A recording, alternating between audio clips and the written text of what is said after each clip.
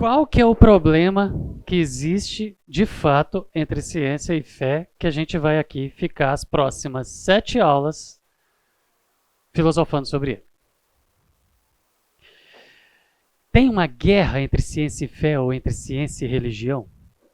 Tem, de fato, uma guerra? Eu falei com vocês que começou uma guerra lá com a publicação da Origem das Espécies. A gente vai, quando a gente for olhar, eu acho muito legal isso, a história da vida do Darwin. Quando a gente vai ver lá, a gente vê o contexto daquela guerra, quando ela começou, fala, puxa vida, tem tudo menos ciência nessa história. Mas sim, tem um contexto, a gente vai ver isso lá. Mas eu falei que começou uma guerra lá. Mas é uma guerra da ciência e religião, instituição de um lado contra o outro, brigando? Tem essa guerra? Outra coisa, a ciência, muita gente fala isso, é um monte de heresia junto que você tem que ficar longe disso. Existe uma guerra entre as instituições, religião e ciência? Tudo que vem da ciência é heresia pura, que você tem que rejeitar a ciência, não pode, esquece, porque isso vai te afastar de Deus, não tem nada a ver. Isso é verdade? Darwin matou Deus na ciência? O Henrique estava conversando aqui sobre uma pessoa que veio com argumentos e tal. As pessoas usam Richard Dawkins para poder, como lacração. O Dawkins falou, cala a boca. O Darwin falou, cala a boca. Será que o Darwin falou em primeiro lugar? A gente vai estudar, vai ter uma aula só sobre o Darwin. Tá? O mais legal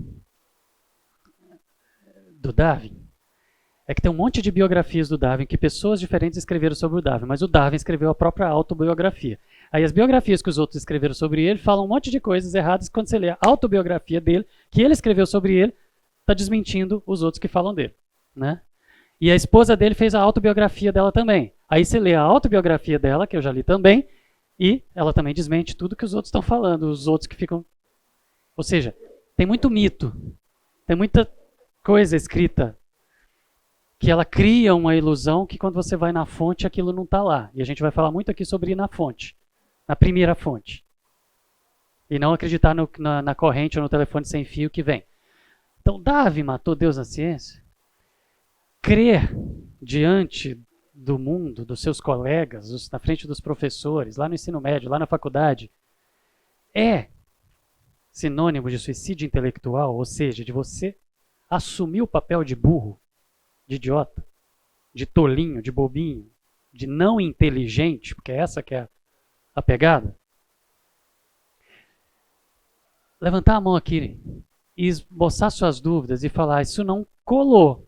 Lembra o meu com aquela história de Deus falou e apareceu pronto.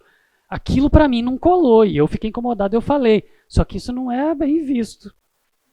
Pô, chato, tô atrapalhando a aula. Gente, questionar aqui dentro não é sinônimo de suicídio espiritual também não.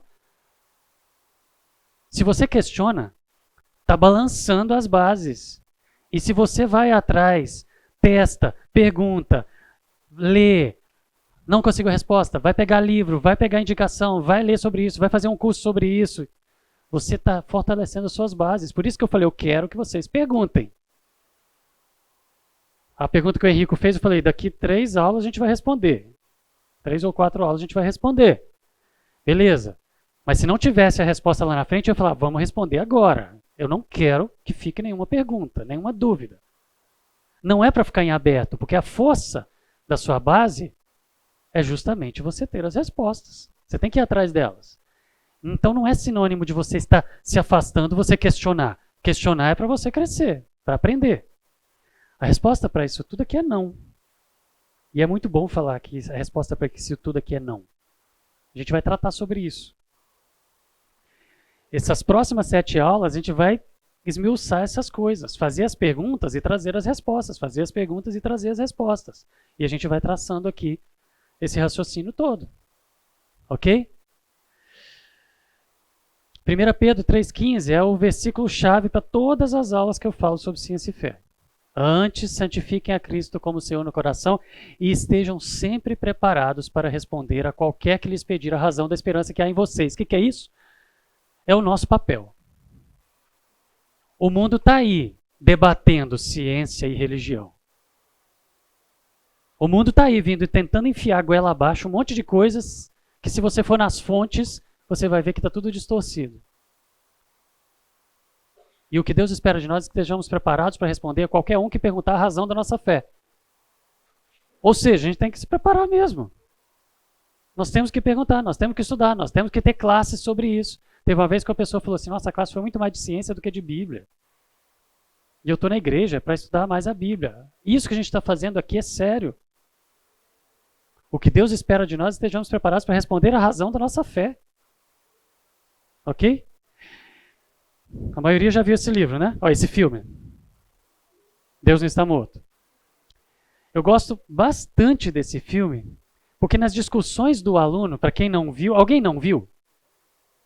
Pronto, para quem não viu, procura assistir. Se não me engano, tem até na Netflix. Mas para quem não viu, não sei se é Netflix. Na HBO, né? Na HBO que tá. Para quem não viu, tá também? Tá também? Pronto, ó. Tá espalhado.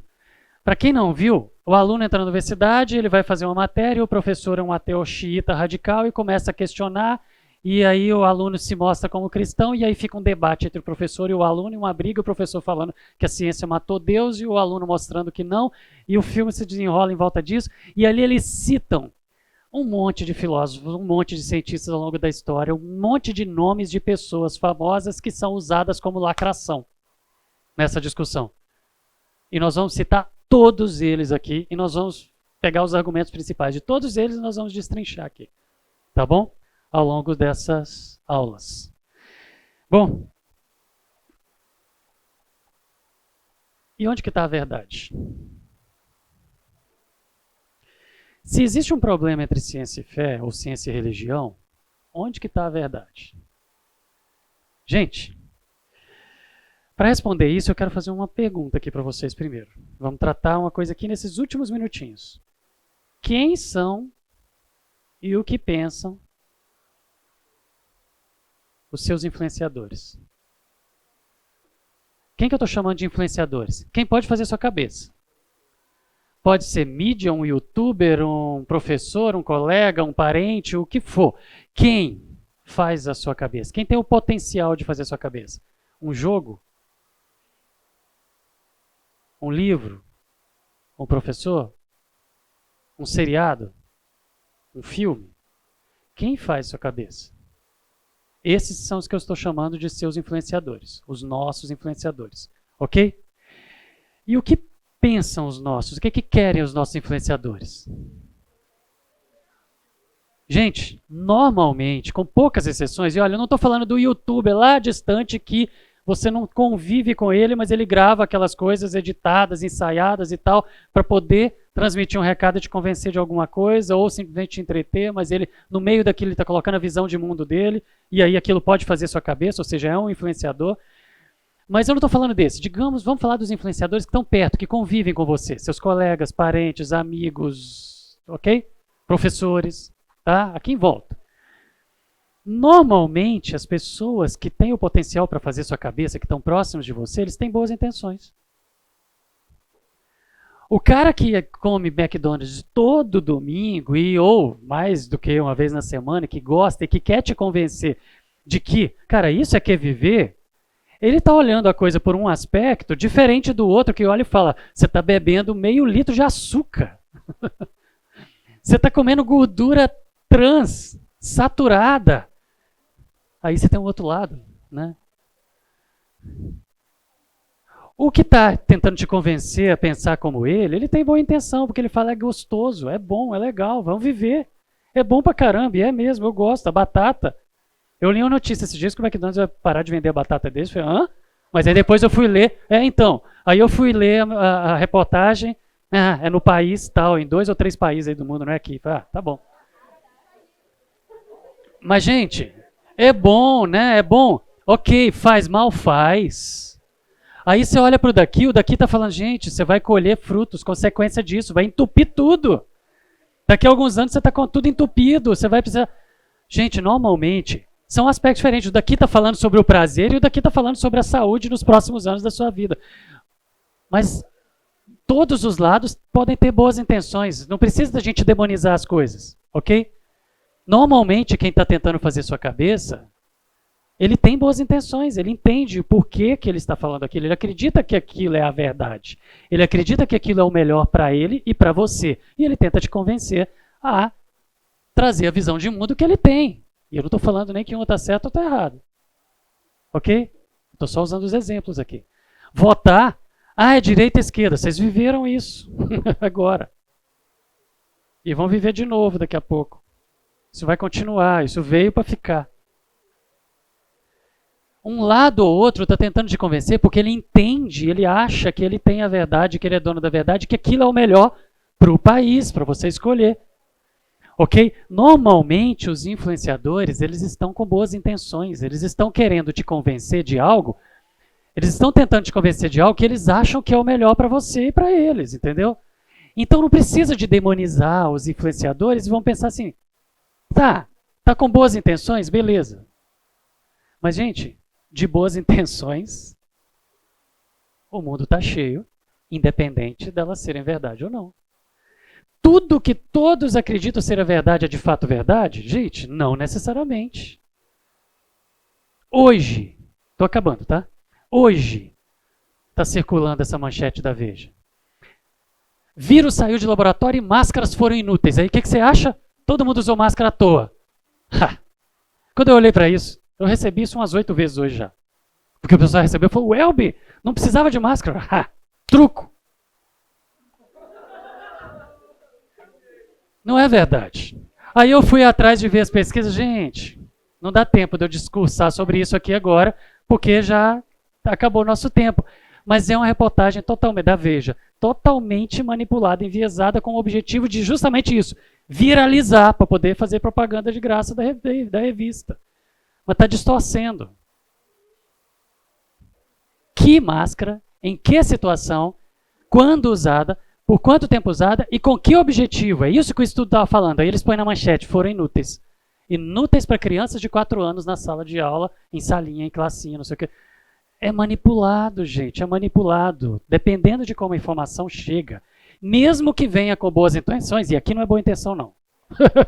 Mas mesmo que venha com boas intenções, elas podem estar enviesadas. Nem tudo que é falado para vocês por seus influenciadores, mesmo que tenham boas intenções, e às vezes não têm, é verdade só porque são boas intenções. Ok? Então, em quem que a gente acredita no meio desse auê todo? Semana que vem a gente responde. Tá bom? Aqui está o cronograma do curso que eu já falei. Semana que vem, então, a gente começa sobre tratar sobre o problema.